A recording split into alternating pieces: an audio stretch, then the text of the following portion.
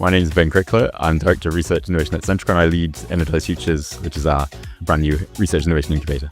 So tell me about Centrica and Energized Futures.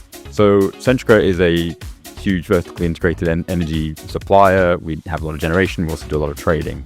But Energized Futures' role within it is to sort of really explore the future of energy and actually accelerate that energy transition. So bring all of the capability we have across Centrica in a commercial capacity, now bring all of the potential innovation through to that. So you're a physicist, right? That's right. So do you believe that that gives you a very unique view of the modern energy market and like an edge? It's definitely an interesting perspective. So my background's particle physics. So I spent 10 or so years doing things at CERN around the world, being in a lab, actually, connecting things together, running, big experiments.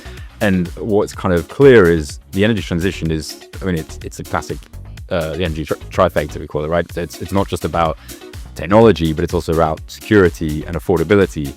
And being a physicist is sort of obviously gives me the technology side and the science side. And what's been interesting and sometimes challenging is to put myself on the other side. How does a customer really, experience energy? How do we bring that to scale for the size of a data center? Having the understanding of the physics allows me to then focus on the other half of this equation, the softer side. So you describe Energized Futures as a fusion of academia and entrepreneurship. So how do you prevent the academic research from actually getting stuck in the lab and ensure it reaches a customer's house? It's an excellent question, and it's probably the hardest question, the hardest thing we face into that. Our approach is essentially, firstly, take ideas where we have a clear commercial vision for this. It's not just an interesting idea or an interesting technology. There's at least a vision for what the rounded solution will be. What will be the value to an end customer, whether that's a home or whether it's a business or a data center, as we're here. So that is a starting point that then forces us to go after how do we validate that vision is accurate, and how do you then actually bring that to market. So we have partnerships across the spectrum to enable us to test the value chain, to test the value proposition we're talking about.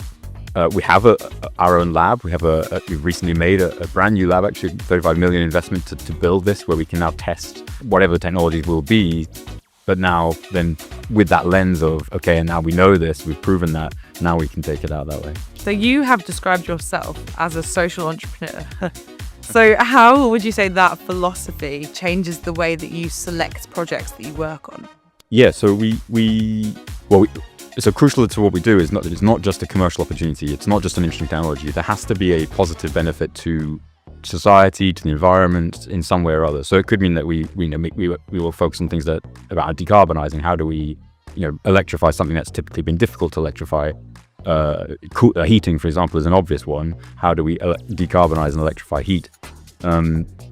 But then the other areas is the sort of social side of this. So how do we make sure everyone is included in this energy transition? How do we make sure, it's not just the people that can afford the more expensive equipment that you might otherwise expect?